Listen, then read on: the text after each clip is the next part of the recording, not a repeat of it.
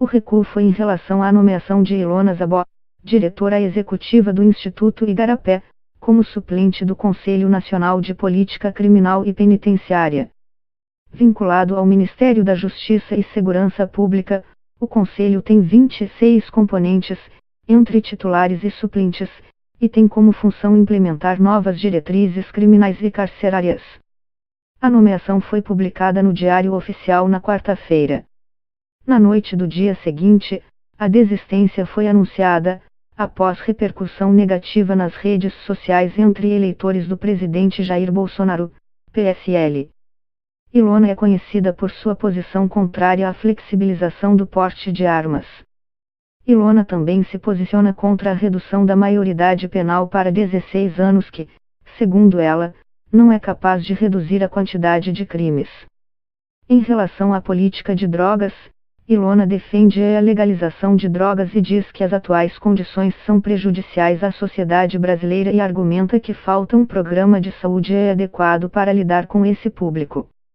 O Moro acha que pode mudar as coisas como quer, como quando era juiz, mas não pode. Ele está ligado a um governo de extrema-direita e que defende o armamento, disse a cientista política Vera Lúcia Chaia, professora da PUC-SP. Agora, ele não está sabendo se enquadrar nos esquemas do governo Bolsonaro.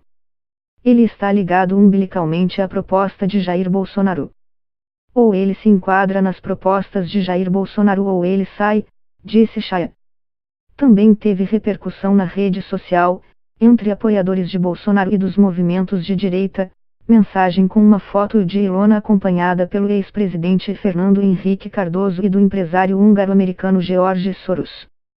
Ele é um dos mais renomados investidores e filântropos do mundo, criticado por ativistas de direita no Brasil que o acusam de ser esquerdista por financiar ONGs de defesa de direitos humanos. O Instituto Igarapé confirmou que recebe financiamento da Open Society Foundations, fundada por George Soros, e presidida por Patrick Gaspardi. Esclareceu que também é financiado por diversas outras fundações, agências de países estrangeiros e think tanks. Ilona não é uma infiltrada, não é um cavalo de Troia. Para que isso fosse possível seria necessário que ela tivesse escondido as pautas que defende e nunca o fez. Está tudo lá, preto no branco, claro e cristalino. Jogo da velha Ilona não, escreveu Barbosa em uma de suas mensagens.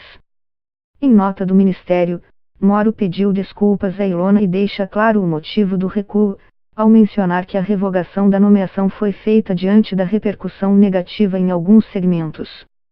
O órgão diz, ainda, que a escolha foi motivada pelos relevantes conhecimentos da nomeada na área de segurança pública e igualmente pela notoriedade e qualidade dos serviços prestados pelo Instituto Igarapé. Bacharel em Relações Internacionais, Ilona tem mestrado em Estudos de Conflito e Paz pela Universidade de Uppsala, na Suécia, e é especialista em Desenvolvimento Internacional pela Universidade de Oslo.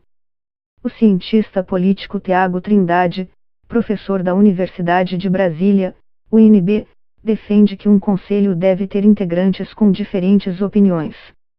Do ponto de vista republicano e democrático, o Moro estava tomando uma atitude que muitos poderiam considerar louvável, porque ela é uma pessoa que tem divergências públicas em relação ao pacote de crime, flexibilização das armas. O que caracteriza a democracia é a possibilidade de embate entre grupos que pensam diferente, afirmou. Embora também considere que um conselho deve ter membros com posições diversas, Vera Lúcia Chaia diz que foi incoerente com o governo a decisão de Moro chamar Ilona, considerando as posições dela e os efeitos previsíveis de críticas entre os eleitores de Bolsonaro. Procurada nesta sexta-feira para comentar a situação do ministro, a assessoria de imprensa do Ministério da Justiça e Segurança Pública disse que as informações sobre o caso já estavam contidas na nota. Ilona disse lamentar que não pôde assumir o mandato devido à ação extremada de grupos minoritários. Uma nota, que começa com um agradecimento a Moro, foi divulgada pelo Instituto Igarapé, com o título Ganha polarização. A pluralidade é derrotada. O país precisa superar a intolerância para atingir nossos objetivos comuns na construção de um país mais justo e seguro. O Instituto Igarapé desde sua fundação trabalha de forma independente e em parceria com as instituições de segurança pública e justiça criminal no Brasil e em diversos países do mundo. Continuaremos abertos a contribuir com interlocutores comprometidos com políticas públicas baseadas em evidências. O Brasil, mais que nunca, precisa do diálogo democrático, respeitoso e plural, diz o texto assinado por Ilona. Para justificar o fatiamento do pacote de crime proposto pelo governo Bolsonaro, e após pressão de parlamentares, ele declarou que, embora seja grave, o Caixa 2 não tem a mesma gravidade que a corrupção. Depois das críticas pela mudança de opinião, Moro disse que houve má interpretação da imprensa e negou que exista contradição entre as declarações que fez como ministro e como juiz sobre o tema. Quando era juiz, tinha o próprio código dele. Agora, está sentindo nas costas o peso de ter entrado na política. Ele tinha uma avaliação pessoal em relação ao Caixa 2 e agora é obrigado a recuar e dizer que não é pior que corrupção, disse Tiago Trindade. Para o cientista político, posições de Moro antes de assumir o ministério revelam que ele gostaria de, dentro do governo, tomar atitudes que ele não tem conseguido assumir. Moro não tem conseguido implantar algumas ideias que ele gostaria que fossem feitas, segundo o que podemos interpretar pela trajetória dele, disse Trindade.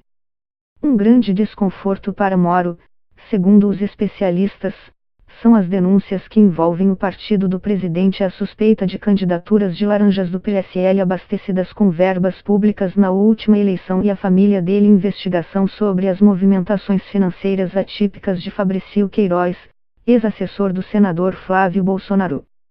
As redes sociais são importantes, mas o debate é de uma pobreza tremenda. É como se as redes sociais tivessem o poder absoluto de governar um país como o Brasil, de resolver os problemas que nós temos, avalia Chaya. Tiago Trindade concorda que a qualidade do debate costuma ser diminuída nas redes sociais. Ele acha que, ao tentar dialogar por esse meio, o presidente tenta passar a imagem de que tem um canal direto com a sociedade. A imagem que se tenta construir do Bolsonaro é de um líder que dialoga direto com o povo, sem a intermediação da imprensa tradicional, que geralmente aparece como inimiga e com interesses particulares nesses discursos. Isso valoriza menos até o parlamento, que seria um canal de diálogo muito importante do poder público com a população, afirmou. Após exoneração de Ilana Zabal, outro que era contra o projeto de crime de Moro pede para sair. O desarmamentista Renato Sérgio de Lima, do Conselho Nacional de Segurança Pública e Defesa Social, dispensou-se em solidariedade a Zabal jogo da velha Grande, escreveu. Para Verja Lucia Chaya, o episódio também revela que os filhos de Bolsonaro continuam atuantes no governo, inclusive por meio das redes sociais. Em café da manhã com jornalistas recentemente, Bolsonaro negou isso, dizendo: nenhum filho meu manda no governo, não existe isso.